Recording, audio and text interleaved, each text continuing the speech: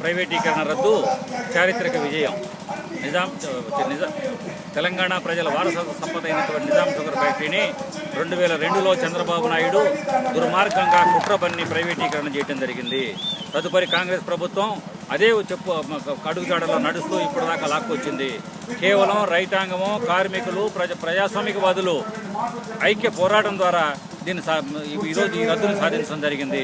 భవిష్యత్తులో ఇది భారతదేశం మొత్తం మీద మెరుగైనటువంటి మోడల్గా ఉండేటటువంటి ఒక షుగర్ యూనిట్గా డెవలప్ కావడానికి అవకాశం ఉంది. రైతులకి, కార్మికులకి, ఈ ప్రాంత వ్యవసాయ కూలీలకి ఆర్థిక పరిస్థితిని, జీవన పరిస్థితుల్ని మెరుగుపరిచే అవకాశం ఉంది. కాబట్టి దానికోసం ప్రజాస్వామికవాదులతో కలిసి రైతాంగము, కార్మికులు, విద్యార్థులు అందరూ కూడా సంఘటితంగా పోరాడవలసినటువంటి అవసరం ఉంది. నిరంతరం జాగరూకులు మాత్రమే ఈ మన పోరాట లక్ష్యాన్ని చేరుకోగలం.